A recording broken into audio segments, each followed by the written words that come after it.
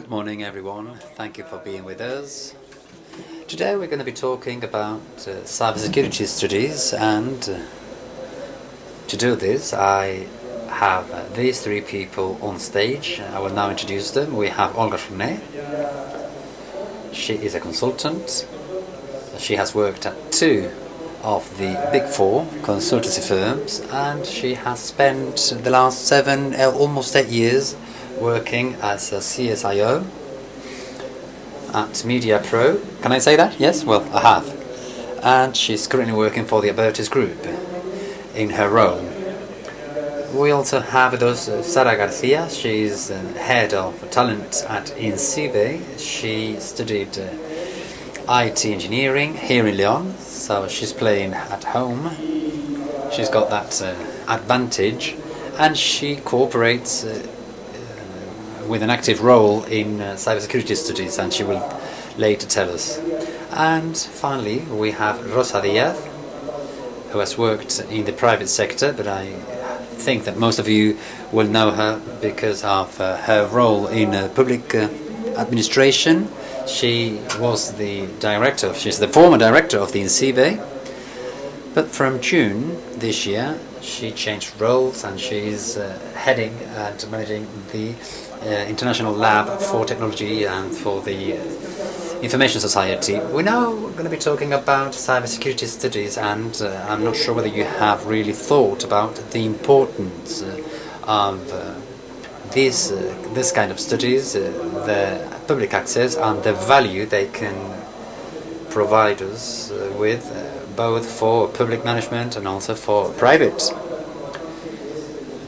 companies, when it comes to defining our cybersecurity strategy, knowing where we are, where we want to go. And most of us have a comfort zone where we find ourselves comfortable. We can keep control of things, we can have first-hand data, real data about what's going on, but sometimes we need to do other things. We need to leave our comfort zone, and it is then where proper study or scientific analysis of the data, and having the work and the effort of a thorough analysis that somebody may have performed and completed to analyze a specific issue can save us a great deal of time, money, and also it can save us very many concerns and trouble from a business perspective, and we can avoid getting into trouble, as I said, through this study, through this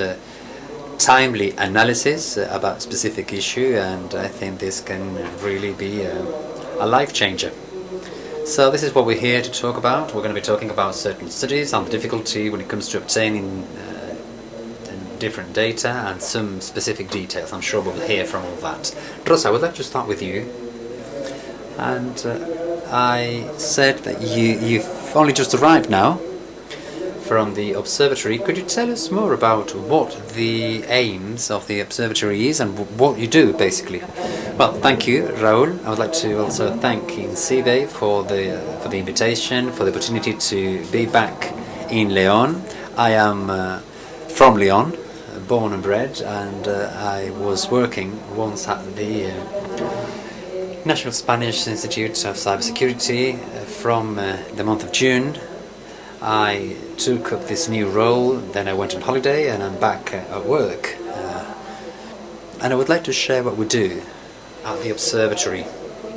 For the industry, for many of you here, the National Observatory of Technology and Society is very well known. Many of you know the core studies that we do, which provide a rigorous setting for certain metrics and policies that you will then use.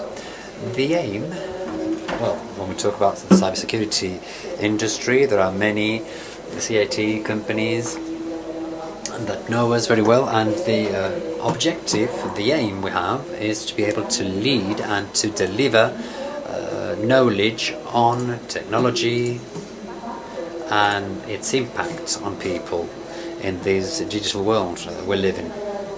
So this delivery of knowledge will help us devise the public policies and the private policies alike that can give us all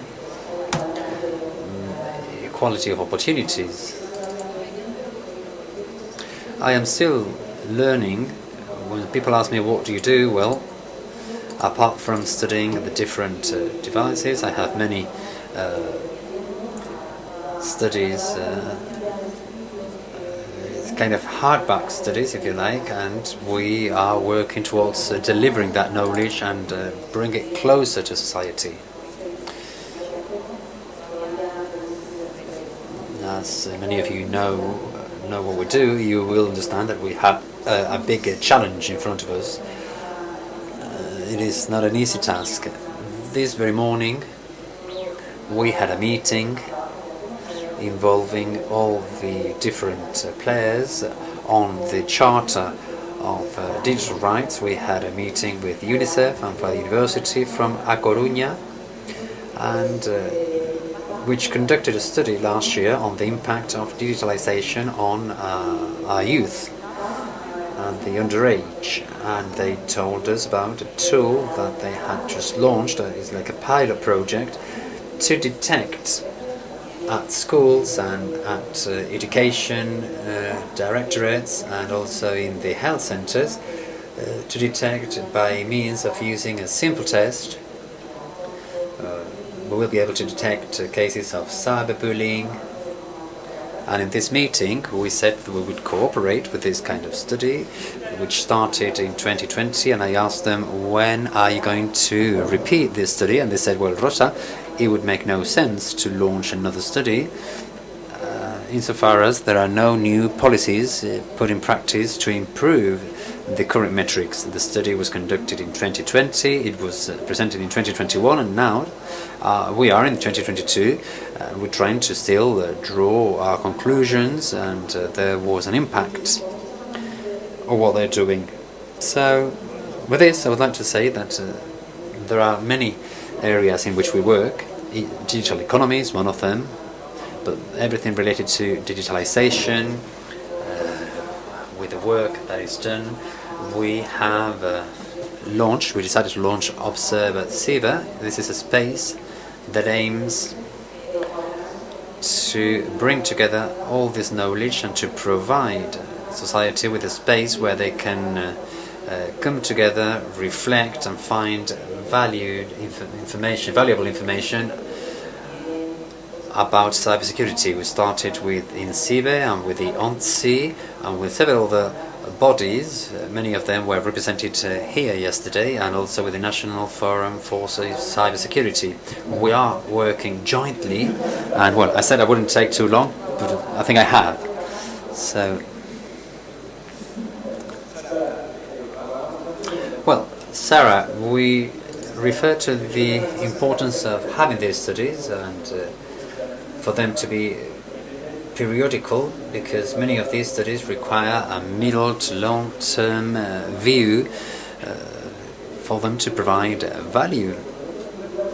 I think we are all aware of this, but I am not sure to what extent we are aware of the work and effort that this entails. You have taken part personally in the drafting of several reports, and I was wondering whether you could tell us a little bit about the effort that is required by the collection of data and to analyze this data and to try to shed some light on them. Very often we need to analyze things that are new, unknown, they are emerging issues, and we cannot really use our prior knowledge. You have to start your research from zero, from the bottom up. Yes, thank you, Raúl. It is a rather complex process. When we had to do the last analysis and diagnosis about talent in cybersecurity, we had certain data from abroad. We took information from the US and from other large powers, and we said, well, we could do this or do that. But we didn't have anything for Spain, and we wanted to do a study that was done by and for INCIBE, so we needed our own data to allow us to take the necessary measures to put a solution to the problems that we detected. But this could not be done only with INCIBE and from INCIBE. So that's the first difficulty, to establish relationship with the public and private sectors, with the administrations, with the academia, with researchers, with the whole value chain, so that we can set up and establish the needs of all of them and work around these. We had a panel of experts which would revise the work that was being completed and try to make sense out of all of it, and trying to see whether we were heading the right way, whether everything was being taken into consideration, etc. This panel of experts, in our case, was made up by 10 entities, but then behind that there was a lot of work, with more than 1,000 interviews. We wanted to speak to the industry, with the academia, to see what was going on. But we also knew that we needed to talk to the people, to the talents, to know why they weren't in the industry, because sometimes you have a clear picture from your own side, but sometimes you don't know what happens at the other side. And we really realized that we weren't reaching the new talents, the bright futures, or people working elsewhere in the organizations. So we needed to do something about it. So we interviewed this other part. We had more than 30 odd interviews with different entities and bodies, and we wanted them to be very different and varied and dispersed. We have cooperated and interviewed human resources people, academia, institutions, educational institutions, different players that have given us the opportunity to see different problems from different angles. We also worked with the issues that we thought were relevant and where we didn't have much information about. All this, which I can tell you in a minute, has taken more than 1 year to put everybody on the same wavelength and to set up the whole range of work or field work that we did. We need to repeat this. We need to be able to measure the results, because you can draw your conclusions, but what Rosa said is something that we have also confronted ourselves with. You have certain measures and results, but then you have to measure again to make sure that the measures that you have put in place are working, and everything is now published in the INCIBE website. So you can access both the abridged report and also the full report, and there is a lot of information that needs to be analyzed. Well, I will then ask you for certain details from that project. Olga, we referred to your role as a CSIO, but I would now like to talk about your work with SMSC Forum. I believe that you are almost or about to finish a report relating to responses to cloud incidents, and I would like to ask you to please give us some of the conclusions of this report. I know this has not yet been published, although it has been officially presented. But I was wondering whether, with your contact with reality, whether you have detected new risks. I believe so, because there are new trends on the clouds. And please tell us about how companies are reacting and evolving in that regard. And I suppose there will be many differences depending on the size and the type of companies that you deal with. Yes, correct. Well, the report is focused on small and medium businesses, and those businesses that have a level of maturity and security with regard to their response to cloud-related incidents that is rather low. So they either have no idea what to do, or they're only just starting out. So what we have seen in this time is that we are accessing the cloud more and more. So cloud is becoming more present across most of the businesses. Even businesses that never thought that they would resort to the cloud, they are now using and seeing the advantages and the benefits of using clouds, but they are actually using the cloud without taking into account all the risks associated to the use of clouds, because they consider that cloud servers and providers are 100% secure, and that security is coming by default, and that is not always the case. It is true that cloud services providers do provide certain security measures, but based on the provider that you choose, they're going to give you certain basic or standards, and then you will have to establish your own security measures beyond those entry-level basic measures. What we have seen is that they are lacking the necessary skills to know what it is that they need to look out for. So there is a lack of awareness. They do not quite know that they are assuming certain risks, and then once they become aware of the risks, they need to know what to do and how to do it. And again, they're not really clued up on what should be done, or they don't have the necessary resources to tackle this kind of projects. They don't have the capacity to prepare themselves to potential cloud incidents, and they don't know how to respond to them, or they don't even know how resilient they will be as a company.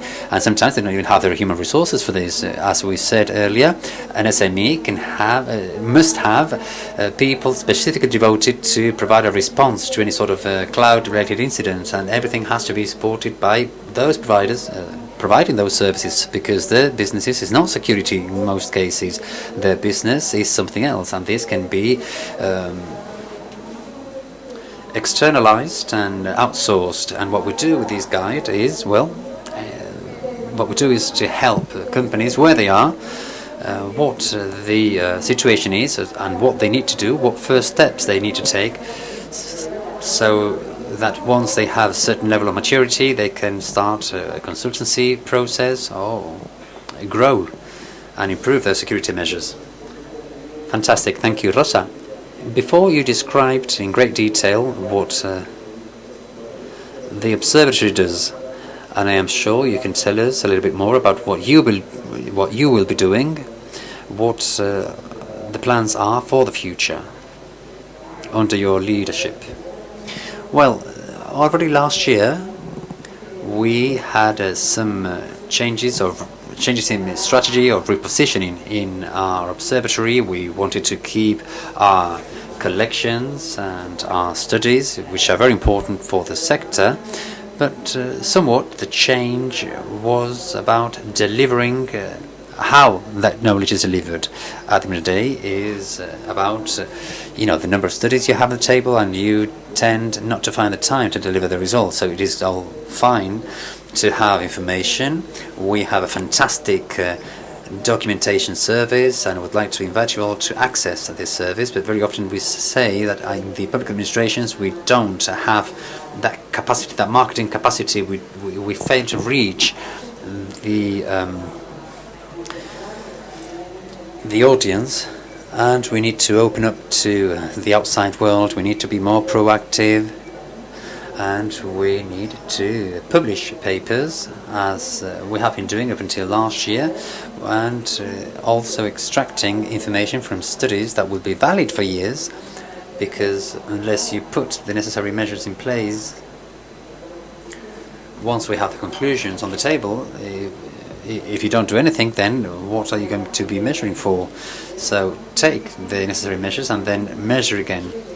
So we are trying to open up ourselves up to society. We want to reach society and our target, and also we want to listen. This is something that goes hand in hand with my own personality.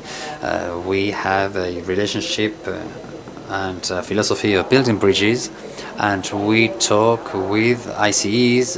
Only yesterday we mentioned the National Forum for Cybersecurity. Our observatory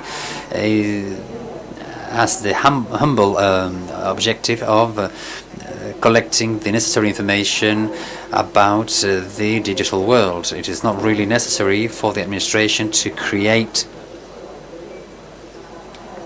other observatories. We're there to listen, to know what's needed, and to apply the methodologies, and to use the experts and the very well-known people, the people with the necessary knowledge, to work on those needs and to deliver the results. And now we have a new mandate, which is to follow up the whole 2026 digital strategy.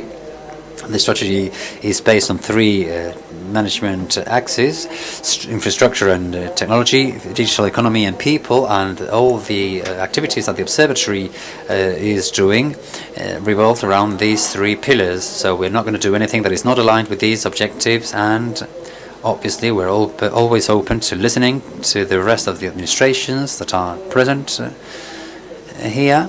I cannot speak personally, company by company, to all of them, but we have opened up a dialogue with the different industry associations to try and understand the value that our studies provide, and obviously we want to include those things that you are missing. So we have a lot of work to do in the future. All things are digital today, and we are eager and very happy with the project, and also very much interested to be here at INCIBE at this event next year, and to be able to give you more information on the results of the work that we are now starting. And I would just like to add that we are at your disposal, and that we aim to be the observatory to lead and to observe from a very privileged position and ultimately deliver knowledge. So we're here to help. Sara, I can't help but ask you, I know that you have done analysis on diagnosis and talent in cybersecurity.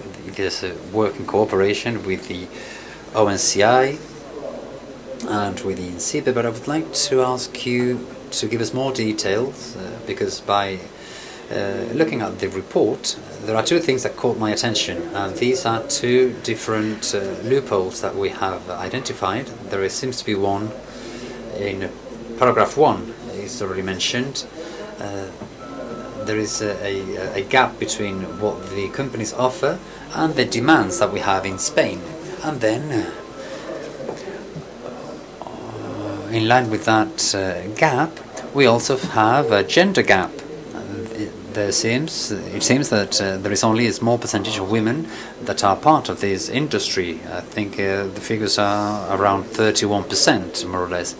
So this shows clearly how, out of that 31%, most of those women are more orientated towards management of cybersecurity and not so much the implementation of solutions and measures and the more technical aspects of cybersecurity.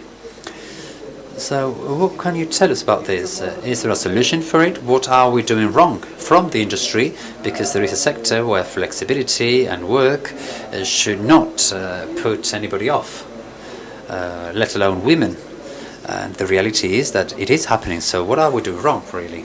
Well, it's not that we're doing just one thing wrong, and it's not that we're doing everything wrong either. It is true that we have many problems that have been detected. Now we have the figures and a series of indicators that are telling us where we should be going. So this is positive. We talk about figures of women. We're talking about 31% already. I remember 3-4 years ago we used to talk about 12%, and that wouldn't change. That wouldn't move. We couldn't actually increase that figure. It is true that we can still improve, but going from 12 to 31 is not bad at all. We thought it would be a lot worse. This is true. So now we have our roadmap. We know where we should be heading, and obviously there are very many questions that we need to improve, and it is like a puzzle. We would like to just have one single way of making this gap disappear, but there is actually a set of measures that we need to put in practice, and our report has a series of conclusions divided in 3 parts: conclusions for the administration, conclusions for the industry, and conclusions for the academia. Many of these, if you look into them, say that the itineraries, the pathways are not really well known. Yes, we often hear that this is a growing sector that has a lot of future, but up until recently we didn't have a clear picture. I might need somebody who can resolve incidents, who can know about forensic science, who can resolve virtually anything. So as an industry, we need to start clarifying the sort of profiles that are required, and to what extent we can train them from the academia. It appears that the academia and industry didn't really quite communicate among themselves, and sometimes we have people join the market, and they don't have the skills that are needed, and everything is related and is collected in our conclusions, and this comes together with the profiles. These profiles, which have been devised for quite some time, together with the ENISE, and which were published only last month and have been promoted. These are 12 profiles which have been promoted at a European level, and something that we have seen with the academia and with other sectors, that these are the most demanding profiles in cybersecurity. There may be many others, and if we move to the US, we have more than 58 profiles in the catalogue. But we want to start looking at what we need bit by bit, and we need this type of profiles, this type of specializations, and we will work from then. We will build on this, and when we do a new measurement, we hope to see some good positive results in this industry. Olga, I'm going to forward that question to you. We have been talking about profiles, and in your role as a CISO, as somebody who's at the avant-garde of everything that happens at Albertis, and who is responsible for training and for making a cybersecurity team, do you understand that the study that Sara just mentioned, other studies that we have seen here in Castilla y León, in this region, on the field of cybersecurity, which try to define profiles, capacities, and the knowledge that each and every one of the pieces of this cybersecurity puzzle should have, is the industry really that mature? Have we managed to define, to clarify what knowledge we need? Because my understanding is that from an academic point of view, to be able to generate those academic profiles for any company to be able to hire certain profiles and to define clearly what it is vital for any company to know those profiles, really. Is it something that we have achieved already? And then another question related to this.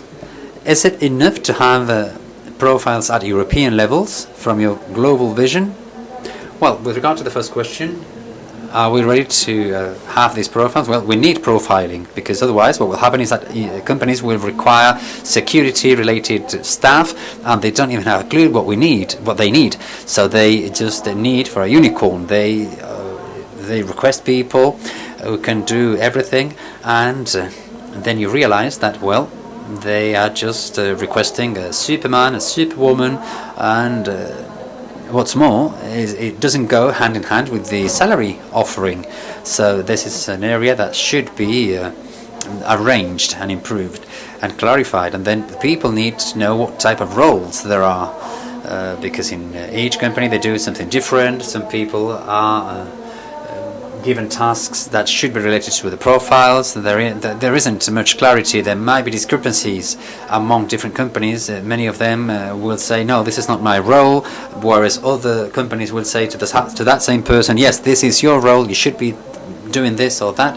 And we don't quite have a clear picture of those profiles. So profiling is really necessary. It is true that after reading the 12 profiles by ENISE, I think they have fallen somewhat short. We need a bit more. They are well defined, but they are not enough. And I'm saying this because they're very much focused at the cybersecurity level, which is important enough, but I would probably be more ambitious, and I would go beyond, and I would relate it to information security, and I would define other profiles. But as a first step, as a starting point, it is very good, and it's a great tool. And it is true that, globally speaking, it would be okay to have the profiles already defined, even internationally, because these are profiles that are available and can be used by all companies. Obviously, larger companies will use a large number of profiles, whereas smaller companies might only have a need for 2 or 3 types of profiles. So it's going to be dependent upon the type of business you are, the size of your business, and what you want to do with security. Well, I think this is all we have time for. And please, can I have a round of applause to the 3 of them? Yes, and also for our moderator, Raúl. Thank you very much.